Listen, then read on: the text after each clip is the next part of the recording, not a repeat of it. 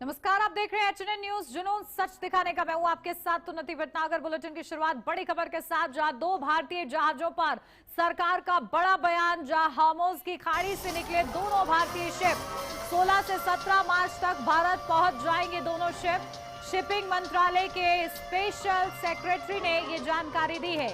सभी भारतीय नाविक सुरक्षित हैं। शिवालिक और नंदा देवी शिप में एलपीजी मौजूद है।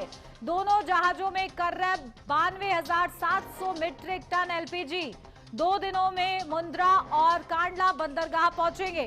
तो 22 और जहाजों के लिए ईरान से बातचीत लगातार जारी है। तो ये बड़ी खबर, जहां मिडिल ईस्ट में बढ़ते तनाव के बीच समुद्री मार्गों पर भी नजर बनी हुई है। इसी बीच केंद्र सरकार ने जानकारी दी है कि भारत के 2 एलपीजी जहाज सुरक्षित रूप से हार्मोज जलडमरू मध्य पार कर चुके हैं और अब भारत की ओर बढ़ रहे हैं। इन जहाजों के 16 से 17 मार्च के बीच मुंद्रा और कांडला बंदरगाह पहुंचने की उम्मीद है। सरकार ने यह भी बताया है कि फारस की खाड़ी क्षेत्र में मौजूद सभी भारतीय नाविक फिलहाल सुरक्षित हैं।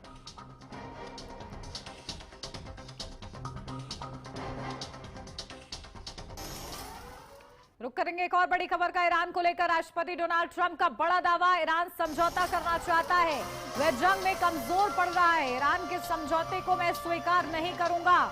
अमेरिकी राष्ट्रपति डोनाल्ड ट्रंप का यह बड़ा बयान और बड़ा दावा, जिसमें वो ये कह रहे हैं कि ईरान समझौता चाहता है क्योंकि वो कमजोर पड़ रहा है, लेकिन मैं इसे स्वीकार नहीं करूंगा।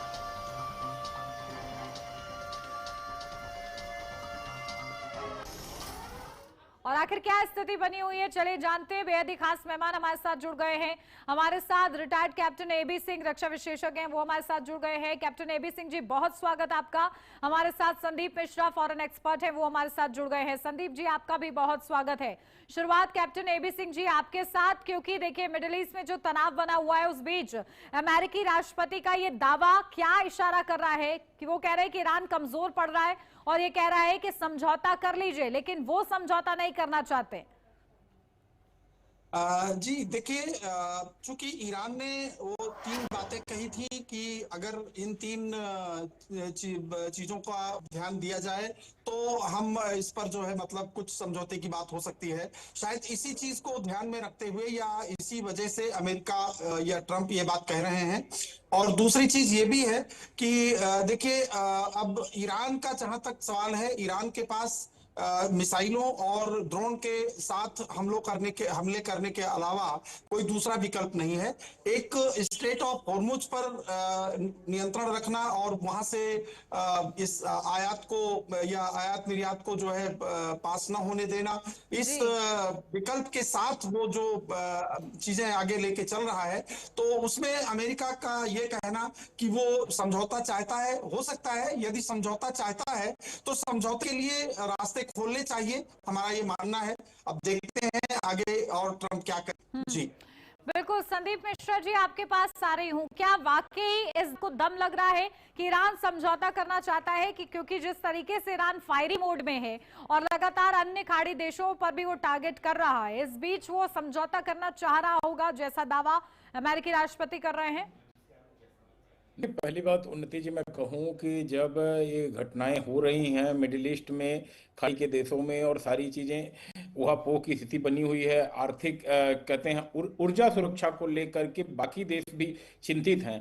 ऐसी स्थिति में कोई भी देश नहीं चाहेगा कि युद्ध बहुत लंबे समय तक चले, लेकिन अपने मान और सम्मान से भी समझौता नहीं करेगा, या ये कहें कि अपने हथियार आसानी से नहीं डालेगा। यहाँ पर ट्रंप जो कह रहे हैं, कहने से साफ बात समझ में आ रही है कि ट्रंप का एस्टिमेशन जो था, जो मूल्यांकन था ईरान का, कहीं न कहीं गलत पड़ रहा है। क्योंकि अगर वो गलत नहीं पड़ रहा होता तो बार बार आप एक नई धमकी सुन रहे हैं, अगला वाला हमला जो है और तगड़ा होगा, अगला वाला हमला और तगड़ा होगा। यह भाई धमकी कौन देता है? आपको अगर हमला करना है तो आप करिए ना, किसने रोका है? युद्ध आपने किसी से पूछ करके तो शुरू किया नहीं है ईरान के खिलाफ। तो आपको किसने हाथ पकड़ रखा है? लेकिन जब आप देख रहे हैं कि इस तरह से आपके मित्र लोगों के लिए भी, यूरोप में भी और सभी जगह पे जो है एक ऊर्जा संकट ईरान ने खड़ा कर दिया है इस तरह से, लेकिन उसी बीच जो है भारत को उसने रियायत दी है। इन सभी चीजों से कहीं न कहीं ट्रंप को लग रहा है कि अगर इसी स्थिति पे ईरान ने इस मुद्दे को कहीं लंबा अगर खींच लिया तो अमेरिका के लिए इस मामले को बहुत लंबे समय तक ना ही सामरिक स्थिति से और ना ही आर्थिक पहलू के हिसाब से भी कहीं जायज होगा इसको चला पाना, और आंतरिक सपोर्ट भी शायद मिलना मुश्किल हो ट्रंप के लिए कि यह युद्ध जो है आपने बेवजह डाला, क्योंकि आप जब सत्ता में आए तो बिडेन पे आपने उपदेश दिया था कि युद्ध और बाकी चीजों पर आपने कहा था कि हम शांति चाहते हैं, और रसिया यूक्रेन को युद्ध को लेकर के भी आपने बहुत सारी बातें कही थी। लेकिन उन्नति, एक बात मैं यहाँ पे कहूंगा आपके दर्शकों को, मैं या भारत के लोग ईरान का कोई बहुत बड़ा मित्र नहीं है और ना ही अमेरिका के कोई बहुत बड़े मित्र हैं, लेकिन हमारे भारतीय जो है सभी खाड़ी देशों में रहते हैं, चाहे यूएई हो, सऊदी अरेबिया हो, बहरीन हो, ओमान हो, सभी जगह रहते हैं, ईरान में भी काम करते हैं। तो ऐसी स्थिति में हमें आपको यह देखना है कि भारत के लोगों का हित किसमें है। किसी भी एक देश का पक्ष लेकर के भारत को ऐसी चीजों में नहीं पड़ना चाहिए। और देखिए आप ये चीज देख रही हैं कि विपक्ष लगातार एक तरह से दबाव बना रहा है कि चीजों को जो है उठाया जाए, लेकिन भारत सरकार जिस तरह से अभी इस चीजों को लेकर चल रही है, मुझे लग रहा है कि भारतीय हितों को देख करके ही हमें कमेंट करना चाहिए। हम भारतवासी हों चाहे भारत के पॉलिटिकल एक्सपर्ट हों, सभी लोगों को। देखिए अभी भारत ने अपना स्टैंड जो है बहुत ही ज्यादा बैलेंस्ड रखा हुआ है और फिलहाल आगे क्या स्थिति बनती है ये देखना होगा। लौटती हूँ आप दोनों के पास ही। इस बीच एक बड़ी खबर सामने आ रही है, वो अपने दर्शकों को पहले बता दें, जहां ईरान ने अमेरिका को कठपुतली ताकत बताया है। ये एक बड़ी खबर इस वक्त सामने आ रही है। तो देखिए ईरान से खबर है, जहां ईरान समझौता करना चाहता है। ट्रंप की ओर से कहा जा रहा है वह जंग में कमजोर पड़ रहा है, ईरान के समझौते को मैं स्वीकार नहीं करूंगा, ये कहा जा रहा है। इस बीच एक और बड़ी खबर, जहां ईरान ने अमेरिका को कठपुतली ताकत बताया है। ईरानी सेना के प्रवक्ता अबोल फजल शेखरची की प्रतिक्रिया, जहां अबोल फजल शेखरची ने मिडिल ईस्ट के देशों से कहा है कि वे अमेरिका और इजराइल के खिलाफ साथ खड़े हैं। तो इस बीच एक और खबर, ईरान की सेना संभावित हमलों को देखते हुए तैयारी कर रही है। हॉर्मुज स्ट्रेट में स्थित अबू मूसा आइलैंड पर भी ये बड़ा बयान सामने आया है। तो देखिए ईरान के दूसरे आइलैंड्स पर सैन्य कार्रवाई कर सकता है अमेरिका, ये जानकारी। ईरान के कुछ और आइलैंड्स पर सैन्य कार्रवाई हो सकती है। अब अगला निशाना अबू मूसा आइलैंड हो सकता है। तो ईरान की सेना संभावित हमलों को देखते हुए अपनी तैयारी कर रही है। हॉर्मुज स्ट्रेट में स्थित अबू मूसा आइलैंड को लेकर सुरक्षा बढ़ा दी गई है। तो इस बीच एक और बड़ी खबर, इजरायली सेना, जहां हिजबुल्लाह इजरायली सेना ने हिजबुल्लाह के लड़ाकों पर हमला किया है। इजराइल की सेना ने अपनी प्रतिक्रिया दी है। हिजबुल्लाह के लड़ाकों पर हमला लेबनान के दक्षिणी हिस्से में हुआ है। हमले में मारे गए लड़ाके। तो मजदल में हिजबुल्लाह के कुछ लोग रॉकेट एक गोदाम में ले जा रहे थे और कुछ ही मिनट बाद इजराइल ने उस जगह पर हवाई हमला कर दिया है। तो देखिए लगातार हमारे साथ मेहमान बने हुए हैं, कैप्टन एबी सिंह हमारे साथ लगातार बने हुए हैं। सीधा आपके पास आ रही हूं पहले, क्योंकि जो तनाव बना हुआ है, इस बीच अमेरिकी राष्ट्रपति का दावा अपनी जगह है, लेकिन ईरान क्योंकि इस वक्त अपने अस्तित्व की लड़ाई लड़ रहा है और ऐसे में वो सरेंडर वो भी नहीं करना चाह रहा है। ये साफ तौर पर उसके एक्शंस में हम देख रहे हैं, जो वीडियोस वहां पर जारी किए जा रहे हैं, जो अपने हथियारों का जखीरा वो प्रदर्शित कर रहे हैं, इन सब से तो यही लग रहा है कि ईरान अभी इस जंग को और लड़ना चाहता है जब तक वो अपनी पूरी क्षमता का इस्तेमाल ना कर ले। जी उन्नति जी, देखिए ऐसा है कि ईरान ने बार बार ये कहा है कि ये युद्ध इतनी जल्दी समाप्त नहीं होगा और इसको हम लंबे समय तक लड़ सकते हैं। और इसी वजह से वो अपने जो मिसाइल हैं और जो ड्रोन हैं उनके द्वारा वो अपने हिसाब से वो हमले कर रहा है, चाहे वो अमेरिकी बेसेस हैं दूसरे देशों में, मिडिल ईस्ट में, वहां पर हमले करना हो या मतलब जिस तरह से भी है इजराइल पर अटैक हो, वो अपने हिसाब रहा है और उस युद्ध को लंबा ले जाने की स्थिति वो अब बरकरार बनाए हुए है। अब अमेरिका की तरफ से एक बात तो निश्चित प्रभावित है। किसी प्रकार की कोई रिलैक्सेशन तो दी नहीं गई है। अमेरिका अपनी तरफ से बिल्कुल रोज प्रहार कर रहा है और उन्होंने जो है अमेरिका ने उनकी जितनी भी सैन्य शक्ति थी उसको नष्ट करने का प्रयास किया है और साथ ही साथ अभी तेल डिपोज पे और उनके जो सामरिक जो ठिकाने हैं उन पर भी वो अपनी तरफ से टारगेट कर रहा है। तो इसलिए अब ये कहना कि हाँ वो अमेरिका ईरान कमजोर पड़ रहा है, एक मनोवैज्ञानिक दबाव बनाने का प्रयास महसूस होता है। लेकिन अभी ये जंग मुझे नहीं लगता कि बहुत जल्दी खत्म होने की स्थिति में दिखाई पड़ रही है। जी बिल्कुल संदीप मिश्रा जी, देखिए अब अलग अलग आइलैंड्स को भी निशाना बनाने का प्लान तैयार किया जा रहा है और ईरान भी अपनी सुरक्षा उसी लिहाज से बढ़ाता हुआ नजर आ रहा है। ऐसे में आगे क्या स्थिति आपको बनती हुई नजर आ रही है? देखिए अभी तो स्थिति यह है कि ईरान को समझने में कहीं न कहीं भूल हुई है ट्रंप से, और दूसरी बात जेनजी पर उन्होंने कुछ जरूरत से ज्यादा भरोसा कर लिया। आज वो जेनजी गायब है जो राजा पहलवी के लिए प्रदर्शन कर रही थी, जो ईरान इजराइल के या ये कहें अमेरिका के साथ मिल करके चाह रही थी सत्ता परिवर्तन, वो आज गायब है।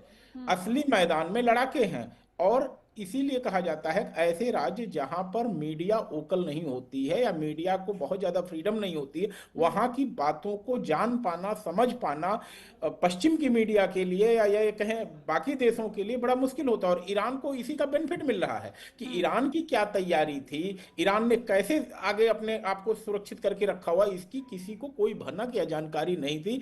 सिर्फ और सिर्फ खुफिया जानकारी अगर इकट्ठा की हो तो बात अलग है, अदरवाइज यह चीजें अमेरिका तक उनके सोर्सेज के हिसाब से यह जानकारी पहुंची थी। तो ऐसे स्थिति में मैं यहां पर कह रहा हूं कि भाई यूक्रेन वार अभी खत्म सा हो गया है। आज चर्चा यूक्रेन वार पे नहीं हो रही है, लेकिन जब रसिया कहता है कि मुझे अपने सुरक्षा के लिए यूक्रेन पे अटैक करने का अधिकार है, तो अमेरिका किस मुंह से गल्फ के राज्यों में अपने सैन्य अड्डे बनाता है, उन देशों की सुरक्षा को खतरा पैदा करता है जो कहीं न कहीं अमेरिका के राग में राग नहीं मिलाते हैं। तो अगर ईरान यह बात अटैक कर रहा है तो खाड़ी के देशों को भी मैसेज दे रहा है कि अगर आप हमारे दुश्मन के अड्डों को अपने देश के अंदर रखोगे तो भाई उसका खामियाजा आपको भुगतना पड़ेगा। हमारी आपसे व्यक्तिगत कोई दुश्मनी नहीं है। और जो भी हमले ईरान ने किया है, आपने देखे ईरान ने अमेरिका पे हमले कम किए, अपने पड़ोसी देशों पे ज्यादा किए हैं। उनको यह स्पष्ट मैसेज देना चाह रहा है कि यही मौका है कि सही तरीके से अपने पड़ोसी देशों को समझा दिया जाए कि भविष्य के लिए आप सुरक्षित नहीं रहोगे अगर आप हमारे लिए असुरक्षा का माहौल पैदा करोगे। बिल्कुल, देखिए यही स्थिति जो है कहीं ना कहीं समझने में नहीं आ रही है अमेरिकी राष्ट्रपति को, और इसीलिए वो अलग बयान और अलग दावे करते हुए नजर आ रहे हैं। ठीक है, आप दोनों ही हमारे साथ बने रहिएगा, इस चर्चा पर आगे भी आपसे अपडेट लेंगे। फिलहाल ये रुक रहे हैं, से ब्रेक के लिए जल्द हाजिर होते हैं।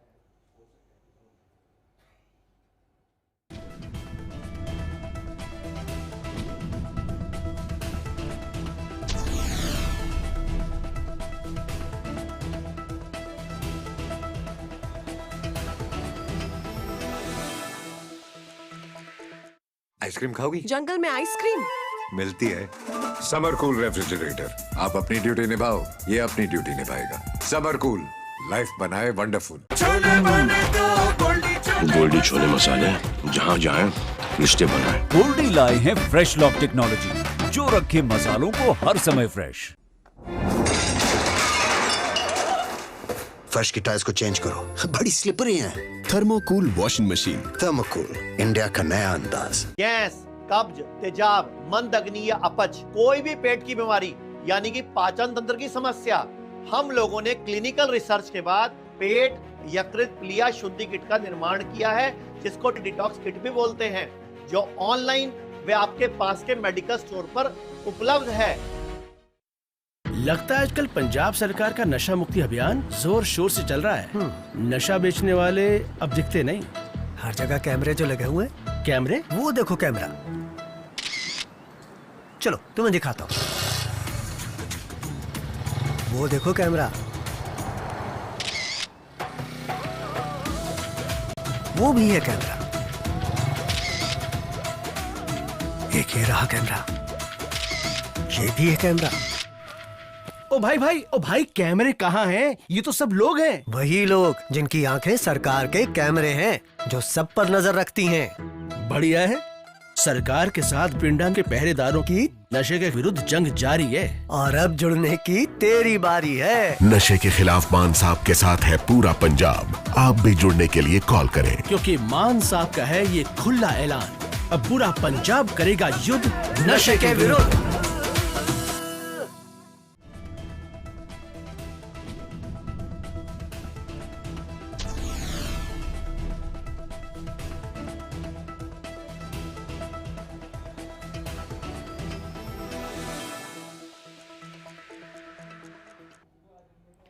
ब्रेक के बाद स्वागत है आपका। बढ़ते हैं आगे, रुक करेंगे बड़ी खबर का, जहां पेट्रोलियम मंत्रालय ने एडवाइजरी जारी की है। बड़ी खबर मिल रही है, जहां देश में पर्याप्त तेल और गैस मौजूद है। पेट्रोलियम मंत्रालय की ओर से ये जानकारी, पेट्रोल डीजल गैस की कोई कमी नहीं है। मंत्रालय की ओर से ये स्थिति स्पष्ट की जा रही है। पैनिक में आकर ना करें तेल गैस का स्टॉक, तो मंत्रालय की ओर से ये जानकारी।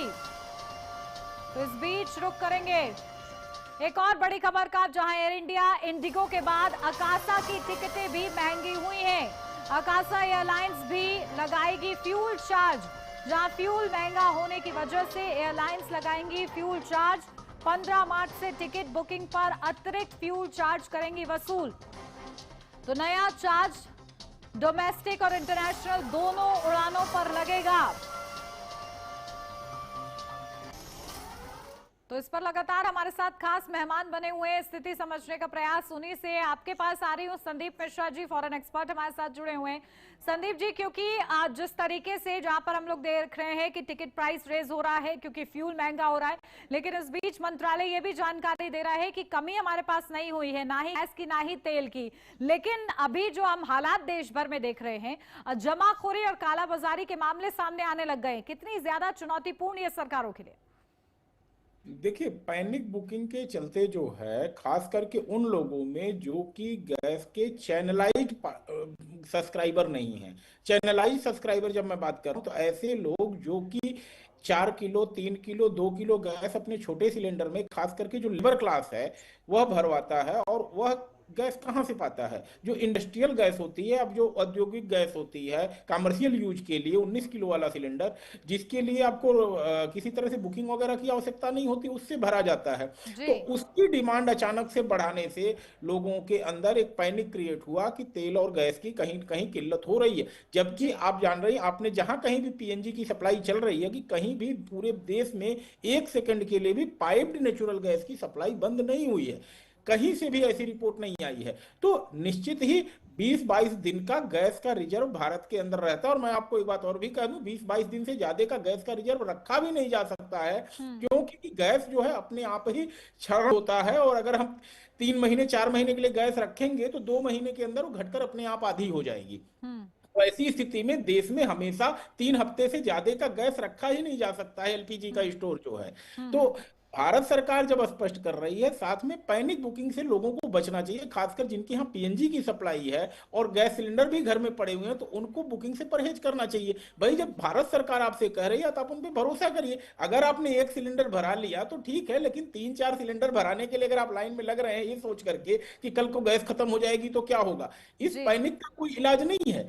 तो आप कहीं न कहीं भीड़ में वो समस्या पैदा कर रहे हैं। और एक चीज मैं कह दूं कि अगर बैंकों में जैसे होता है, अगर एक बार कह दिया जाए कि बैंकों के अंदर कैश खत्म हो गया और सारे लोग बैंक के पास अपना पैसा मांगने के लिए पहुंच जाएं, तो लिक्विडिटी की समस्या हो ही जाएगी जी, ऐसी समस्या हो ही जाएगी। तो ऐसी स्थिति में अगर आपको आवश्यकता नहीं है तो वजह गैस को अपने यहाँ होल्ड करने की आवश्यकता नहीं है। और निश्चित ही कालाबाजारी पे भी मैं कहूंगा कड़ी कार्रवाई करनी चाहिए, क्योंकि मुझे लगता है कि इस स्थिति में कुछ लोग मौके का फायदा उठाकर पैसा बनाना चाहते हैं। इसमें एजेंसी वाले भी शामिल हैं। अलग अलग राज्य सरकारें इस पर कदम भी उठा रही हैं ताकि कालाबाजारी रुक सके, सख्ती दिखाई जा रही है। ठीक है कैप्टन एबी सिंह जी, अब आपसे ये समझना है कि क्योंकि देखिए जिस तरीके से हमारे लगातार शिप्स आ रहे हैं, अभी 2 शिप आने वाले हैं, लेकिन इस बीच ये कहा जा रहा है कि और भी जो शिप हैं जिनमें तेल लोड है उसके लिए बात हो रही है ताकि स्ट्रेट ऑफ हार्मोज से वहां पर गुजरने दिया जाए। ईरान से लगातार हम संपर्क में हैं।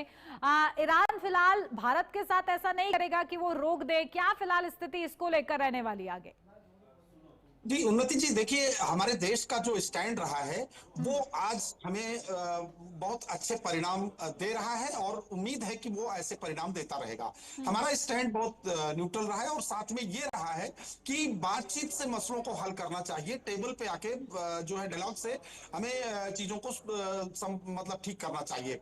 इस वजह से चूंकि हमने ना अमेरिका की साइड ली है और ना ईरान की तरफ से कोई डायरेक्ट कोई हमने स्टेटमेंट्स दिए हैं, लेकिन संबंध हमारे ईरान से बेहतर होने की वजह से हमारे विदेश मंत्री ने वहां बात की और जिसकी वजह से 2 मालवाहक जो जहाज हैं वो लेकर के वहां से पास हो चुके हैं और बाकी बचे हुए जो 22 और लगभग बताए जा रहे हैं कि वहां पर जहाज हैं जिनके लिए बात हो रही है और ये उम्मीद है कि वो भी वहां से रिलीज किए जाएंगे और ये हमारे देश के लिए एक बहुत ही अच्छी बात है और इससे प्रतीत होता है कि हमारी जो कूटनीति है, जो हमारी विदेश नीति है, वो जो है वो बहुत ही कारगर सिद्ध हो रही है और हमें बहुत अधिक संकट का सामना नहीं करना पड़ेगा। ये देश के अंदर जो अभी जैसा कि हमारे पैनलिस्ट मित्र ने बताया कि मिश्रा जी ने कि पैनिक बुकिंग की वजह से जो भीड़ वगैरह दिख रही है या कुछ लोग जो स्टोर करना चाहते हैं तो उसकी वजह से दिख रही है। मैं भी यही कहना चाहूंगा आपके माध्यम से कि लोगों को अपनी जरूरतों के मुताबिक ही गैस सिलेंडर्स वगैरह की बुकिंग करनी चाहिए और पैनिक बुकिंग से बचना चाहिए। राष्ट्र हित में देश के साथ खड़े होना चाहिए। देश की जो सरकार है वो पूरी तरह से सजग है और बिल्कुल। देखिए आ रही हूँ कैप्टन एबी सिंह जी आपके पास, लौटती हूँ तुरंत, लेकिन इस बीच एक और बड़ी खबर हमें मिल रही है जहां गैस तेल संकट पर पेट्रोलियम मंत्रालय का स्टेटमेंट सामने आया है।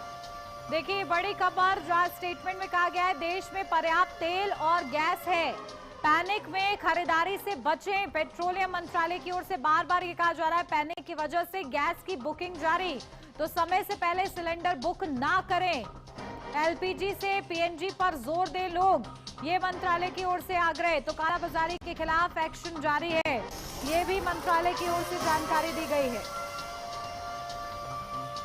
तो देखिए लगातार मेहमान हमारे साथ बने हुए जी कैप्टन एबी सिंह जी। देखिए जिस बात का आप जिक्र कर रहे थे कि कालाबाजारी हो रही है और साथ ही साथ जो लोग पैनिक कर रहे हैं, अब उनसे मंत्रालय भी आग्रह कर रहा है कि अपने तय समय पर ही आप बुकिंग करें, उससे पहले ना करें। जी बिल्कुल, यही जरूरत है इस समय की। देखिए होता क्या है कि ये संकट हमारी सरकार की तरफ से नहीं उत्पन्न किया गया, हमारे देश की तरफ से उत्पन्न नहीं किया गया, ये वैश्विक संकट है जो उभर करके सामने आ रहा है। अब वैसे में हमारी सरकार पूरी तरह से ये प्रयास कर रही है कि वैकल्पिक रास्तों से, वैकल्पिक ठिकानों से जो है हम अपने गैस और तेल की सप्लाई को जो है बरकरार रख सकें और वो ऐसा कर भी रहे हैं। और इसी के साथ साथ ये भी बार बार कहा जा रहा है कि हमारे पास पर्याप्त भंडार हैं और कहीं पर किसी प्रकार की कोई कमी नहीं है। तो जब कमी नहीं है तो हमारे देश के सभी नागरिकों को भी ये महसूस करना चाहिए और सरकार पर भरोसा रखना चाहिए और उसके साथ ही हमें वैकल्पिक चीजों पर अपना ध्यान ले जाना चाहिए कि हम किस तरह से ईंधन को मतलब एक मितव्ययी ढंग से इस्तेमाल करें और जहां जरूरत है, जितनी जरूरत है उतनी ही बुकिंग करें। बिल्कुल। देखिए लोगों को अफवाहों से भी बचने की जरूरत है और सरकार पर भरोसा रखने के साथ साथ उन्हें कहीं ना कहीं जमाखोरी और कालाबाजारी के खिलाफ शिकायत भी दर्ज कराने की जरूरत है। ठीक है, बहुत शुक्रिया आपका, आप दोनों का ही हमारे साथ जुड़ने के लिए। और इसी के साथ इस बुलेटिन में बस इतना ही। खबरों का सिलसिला आगे भी जारी रहेगा। आप देखते रहिए एचएनएन न्यूज़, जुनून सच दिखाने का।